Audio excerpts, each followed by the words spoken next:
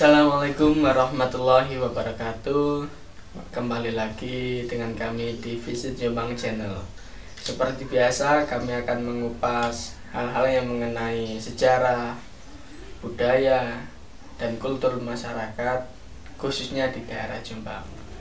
Kami telah bersama dengan Pak Nas selaku pemerhati budaya dan sejarah. Assalamualaikum Pak Nas. Waalaikumsalam Lis. Siap Pak. Alhamdulillah. Tambah seger mawon ya. Tambah seger. Bunga mulis ya. Oke. Tak kopian deh tambah sehat. Ya, tambah seperti 25 tahun lebih muda. Oh, yang lain karuan tambah. Kalau kemarin kan untuk kelanjutan dari kisah atau babat Kebu Kicak dan Surontanu kan, setelah Yai Sumoyono mewasiati beberapa hal mengenai ketauhidan dan tata cara akikah dan itu maupun syarat-syarat melakukan sholat, itu setelah itu apakah Kebu Kicak langsung pamit mengejar Surontanu ataukah masih ada halangan lain Pak untuk itu? Ya, sesuai perintah karena perintahnya sudah sebelumnya ya. Memang pertemuan itu akhirnya dia pamit memang. Jadi pamit untuk mencari Surontanu. Niatnya nggak mengejar kok, mencari. Kan kalau bisa tabayun, nah iso bagaimana ini lapor sih, ini masih saudara katanya. Masa mau keras dengan keras kan enggak, itu niatnya itu. Makanya dia enggak berapa lama kemudian ketemu di hutan sebelahnya, tebu irengnya agak ke sana sedikit ya. Ya, nggak tahu sekarang daerah mana, saya juga nggak tahu itu. Nah, ketemu di situ, dia melihat Banteng Teracak Kencono makan rumput dan yang namanya Surontanu itu kelihatan sedih. Ya campur marah, campur sedih, kelihatan wajahnya itu nggak jelas ini. Kedatangi oleh Kebu Kicak. Kebu Kicak tidak sendiri. Oh, tidak sendiri Pak? Ya, dia membawa para prajurit yang mengawal dia. Wajib kayak orang pejabat itu. Kalau prajurit ya. Ya itulah sekitar sebenarnya yang mengawal dia itu ada 60, tapi sekitar waktu itu membawanya 15 prajurit ya. Lainnya mungkin di rumahnya sana ya. Di rumahnya sana prajurit itu, tapi prajurit disuruh jangan kelihatan dulu dan tak datangannya sendiri. Assalamualaikum Surontanu. Adi. Oh, waalaikumsalam. Kakang Kebu Kicak. Aku mencari kamu di mengenang ke Padepokan, ternyata nggak ada. Katanya udah pergi sejak kemarin itu. Iya, nah terus gimana? Kok itu saya harus menyerahkan binatang yang saya sukai, saya nggak mau. Loh, kenapa? Yang perintah siapa? Kan gurumu. Ya guru, tapi kan guru kan juga harus memperhatikan hati saya. Masa saya itu, nah itu saya kok dapat ini gimana kemarin? Saya disuruh mencari binatang bulu putih, nggak dapat sebenarnya. Nah karena nggak dapat ini, akhirnya saya dapat ini, ya. Dia nggak tahu, Surontanu itu nggak tahu kalau bahwasanya Banteng ini asalnya kan dipanah oleh ya. Begitu melihat ada kok berbulu putih, tidak ada Banteng, berapa kali dipanah meleset terus gak bisa sampai ke tepian berantas, kemudian di sana ternyata ada Bantang Boyo dan Liri Boyo, anaknya Buntung Boyo. Oh, anaknya Buntung Boyo. Ya, pemuda yang waktu itu akhirnya mereka itu memasuki tubuh Banteng itu, dan dengan dimasukinya itu akhirnya begitu ada Surontanu ya, yang mau memanah lagi banteng itu karena Surontano nggak bisa ngelihat itu yang ada itunya. Ya, sudah Itu dilarang. Malah gini, Lele, jangan. Kamu kok bisa ngomong? Iya, aku ya kok makhluk sama dengan kamu. Kita lebih baik berteman daripada kita ini.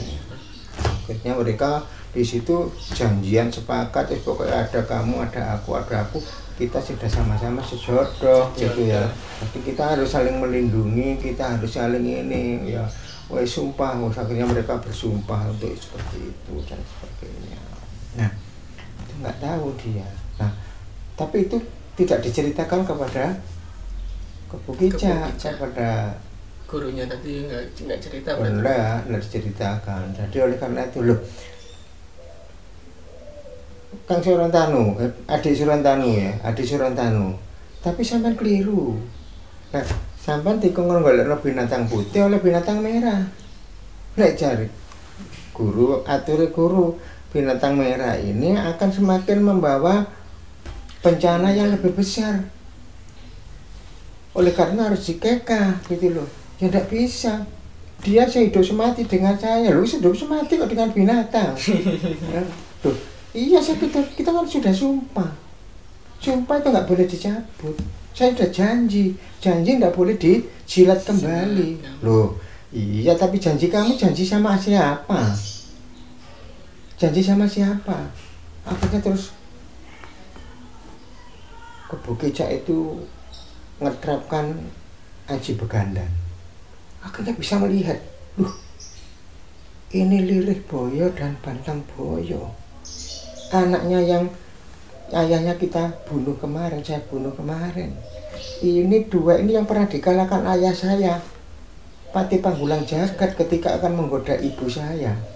Sampai kemudian saya dinikahi dan lahirlah saya ini. Itu cerita ayah saya. Ini Adi, apa Kang?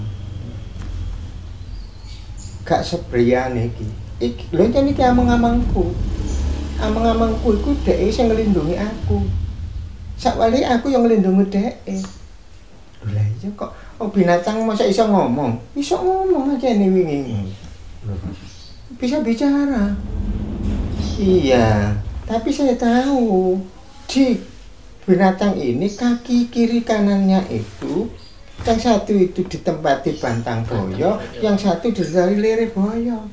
Itu jin, itu setan. Masa sama nggak perjanjian karo setan? Yang ngomong itu ya setannya itu. Dilengke.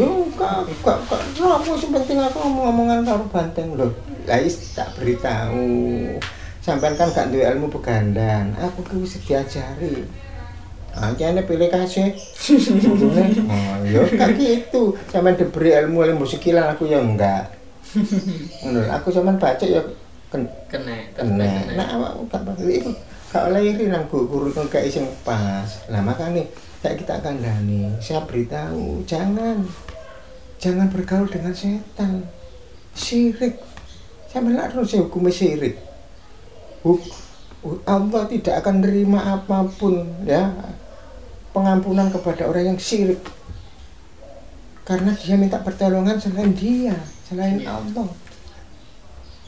Enggak, aku gak minta pertolongan, tolong menolong kok. Lu sama saja, kerja sama kok sama setan.